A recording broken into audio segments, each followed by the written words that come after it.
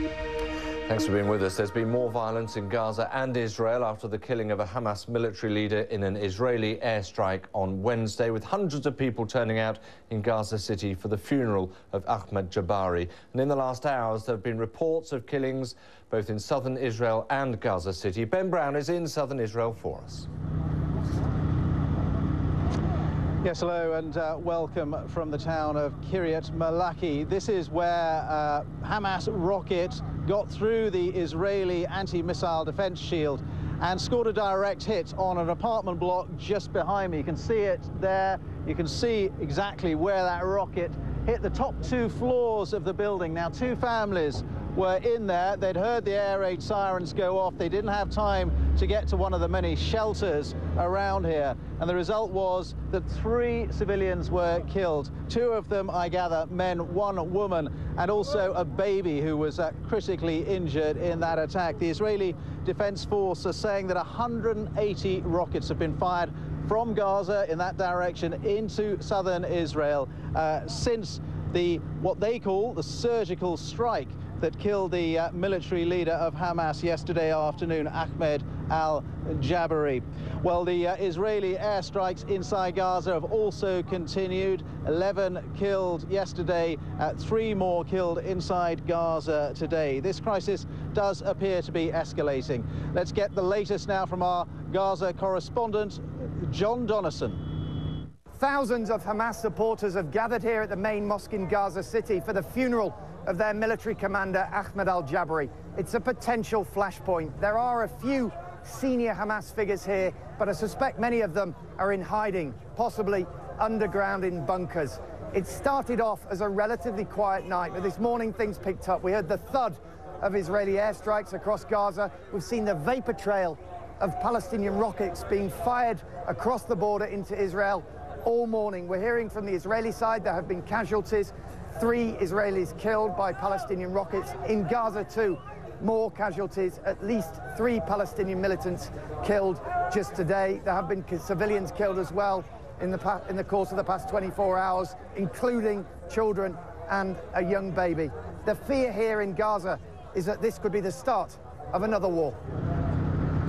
That's John Donnison reporting for us from Gaza. Well, here in the Israeli town of Kiryat Malaki, there's a real anger amongst people we've been talking to, neighbors of those who were killed this morning by that Palestinian rocket. They're saying that the Israeli military need to hit Hamas even harder, perhaps go into Gaza with a ground offensive. Let's talk to Richard Galpin, our correspondent in Jerusalem. Richard, what's the picture you're getting there in Jerusalem? Do you think that an escalation of this on the Israeli Defense Forces part is possible, is likely, perhaps a ground operation? I think it's certainly possible, you know, Ben. We've been speaking to quite a number of different spokespeople for the Israeli Defense Forces, the IDF.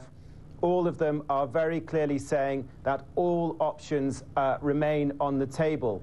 And one spokeswoman saying that the orders for the Israeli military are being reviewed every 2 hours, with new orders going out. They see what's happening on the ground, what the situation is on the ground, and then they adjust or give different orders depending exactly what's happening. But certainly they are not ruling out the possibility of some kind of ground offensive. We understand that there have been some preparations by the Israeli army, but so far these are fairly limited. But of course, you know, the distances are not that great. This is a very small country, and if the Israeli army wants to move into the Gaza Strip, it can do so pretty quickly from where it stands.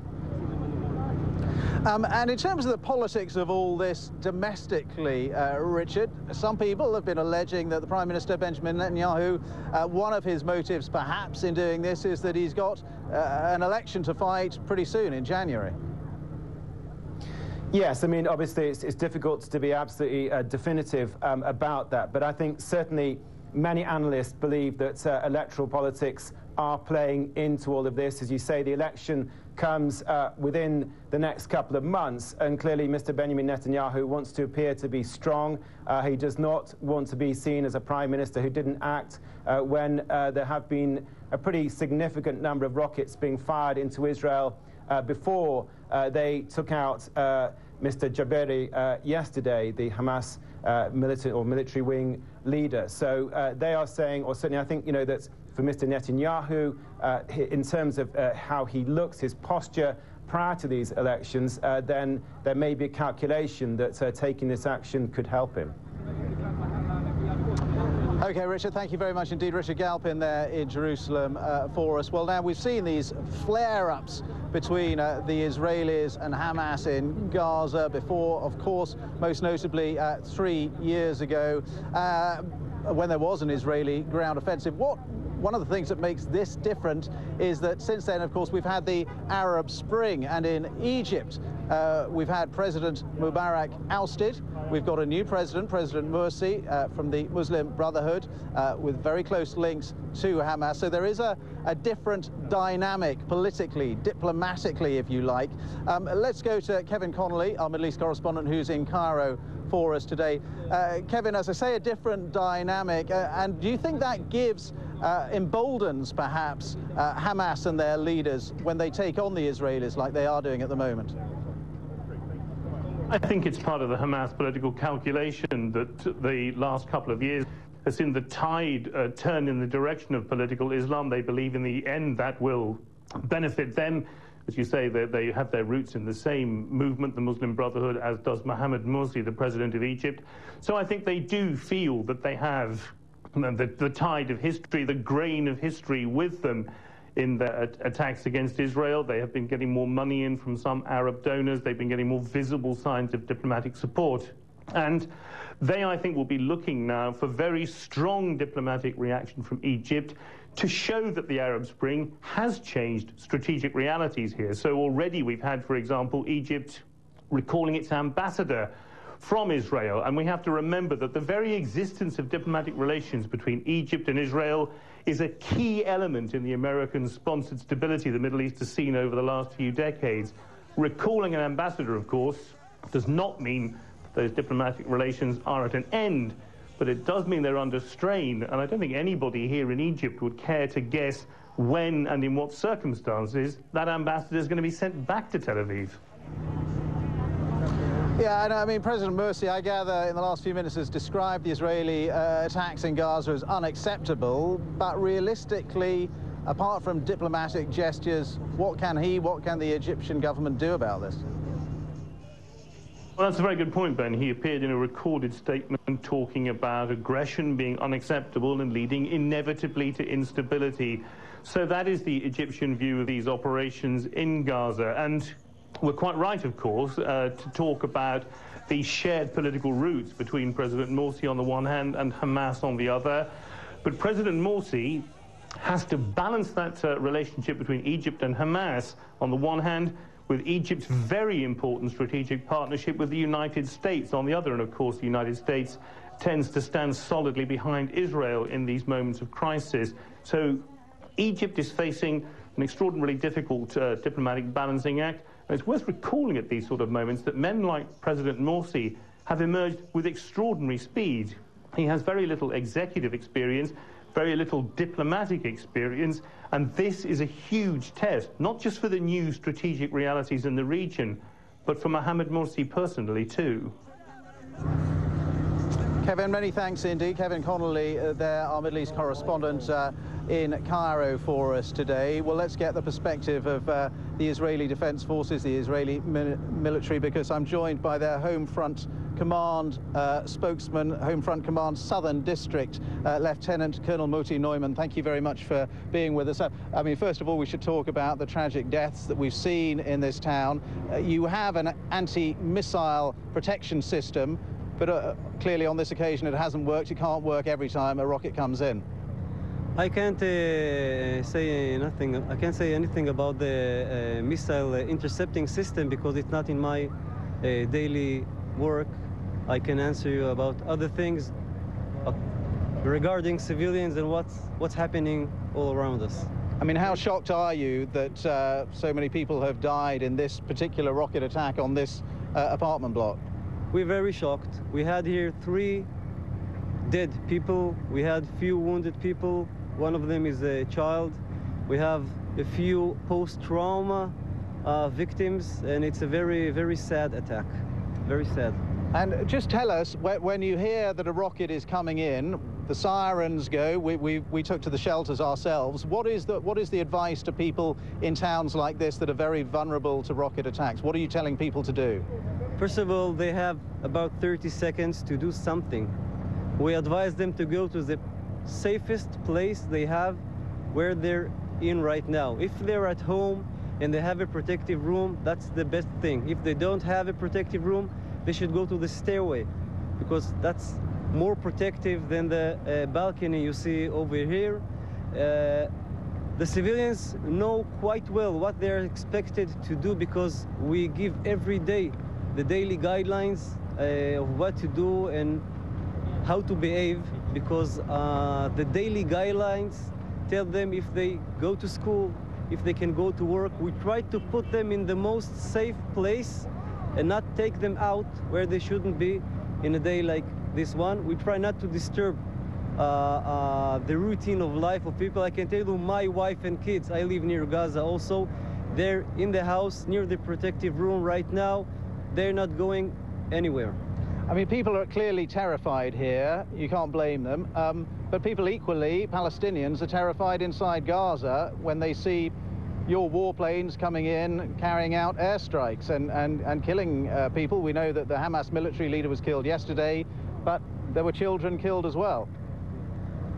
I can't tell you nothing about what's going on Gaza, because that's not my field of doing. But what I mean is there is suffering on both sides, clearly, isn't there, at the moment? It looks like that, but when I look at it, I see for over a decade now, thousands of rockets. This last day, we had a couple of hundred rockets in one day over civilians. These are not military targets. These are not terrorists. They are civilians. They fire for a long range. They got their rockets better, more standard explosive. They go far away. And today we have 1 million civilians, children, women, men under attack. So that's what we have to deal with right now. Okay, Lieutenant Colonel, thank you very much for talking to us. That's Lieutenant Colonel Moti Neumann from the Israeli Defense Forces. Well, now, as well as the rockets that have been exchanged, we've seen an exchange of rhetoric, increasingly ferocious exchange of rhetoric between Hamas and the Israeli government. The Prime Minister here in Israel, Benjamin Netanyahu, said, quote, "We have sent a clear message to Hamas. If there is a need, the Israeli Defense Forces are prepared to widen the operation." And that's widely being seen as an indication that they are prepared, if necessary, if they want to carry out a ground offensive, send ground troops into Gaza, certainly escalating this military confrontation. And on the side of Hamas, their spokesman Abu Zuri has said, quote, "Israel will regret the moment they even thought of doing this." So the violence is escalating. There is more bloodshed today, more death. From this town near the Israeli-Gaza border, I'll hand you back to the studio in London. Well, thank you very much indeed. It doesn't augur well, does it? But I want to bring you one or two other remarks as well coming into us. We'll start with the British Foreign Secretary, William Hague, who has actually tweeted in the last moment or two, "I utterly condemn rocket attacks from Gaza into southern Israel by Hamas and other armed groups." That was just part of a bigger statement he made on the situation there, in which he also strongly urged Israel to do their utmost to reduce tension and to avoid the risk of a spiral of violence, as he puts it. A comment coming in from Khaled Mashal, the chief of Hamas as well. He's actually in Sudan at the moment. He's been addressing an Islamic gathering there. "I call on our people in Gaza to conduct the battle and war against Israel in a clever and determined way." Those were his words. And one last point coming from Tony Blair, who is the envoy for the Gaza Quartet. He has told the BBC in the last moment or two, "We're doing all we can to de-escalate the situation. We've got to stop the rocket attacks coming out of Gaza, which means the Israeli retaliation ceases, then put the situation back on a more stable footing. But if the violence continues, Israel will retaliate, and this escalation could get a lot worse. So that is the situation as Tony Blair sees it, and indeed many others do as well, trying to de-escalate that violence, critically the test in the hours and days ahead. Thanks for being with us here on BBC World News. We've got a lot more still to bring you, including